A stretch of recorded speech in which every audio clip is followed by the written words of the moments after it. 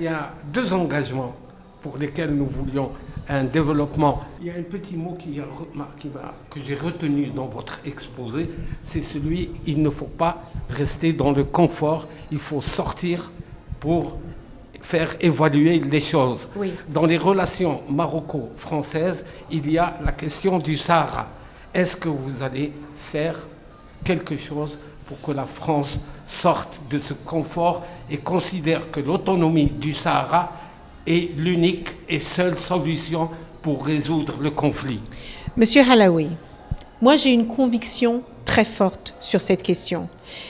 Le plan d'autonomie du Maroc est le plan le plus sérieux, le plus solide et le plus applicable dans l'état actuel des choses. La France a toujours soutenu ce plan et je crois que c'est la meilleure chose au moment où nous nous parlons. Et je crois qu'il est essentiel de garder un dialogue franc et ouvert sur cette question.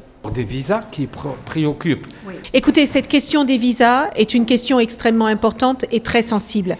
Moi, je comprends les personnes qui se sentent humiliées quand elles ont d'habitude un visa pour se déplacer en France et qu'aujourd'hui, elles ne l'ont plus ce visa. Soit elles n'arrivent pas à avoir quelqu'un au téléphone pour leur répondre, soit elles ont un refus de visa, on ne leur explique pas pourquoi, soit, enfin, il y a beaucoup de questions qui se posent autour de ces questions de visa.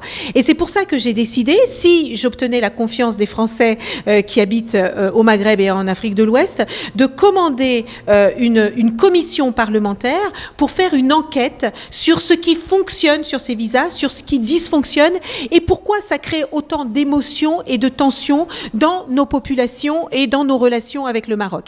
Et je peux vous dire que bien sûr que je comprends la souveraineté des États, parce que tout comme le Royaume du Maroc peut choisir les personnes qui rentrent dans la nation ou les personnes qui vont rester, eh ben la France a aussi la possibilité de choisir les personnes qui rentrent en France ou les personnes qui peuvent y vivre. Donc ce qui est important, c'est que tout en respectant la souveraineté des États, eh bien que nous facilitions l'accord de ces visas et en particulier pour les entreprises. Parce que les opportunités d'affaires que vous perdez aujourd'hui, vous ne les retrouvez pas. Donc il faut faciliter ces relations et en particulier sur l'aspect économique et familial. Il y a le volet politique de la question des visas.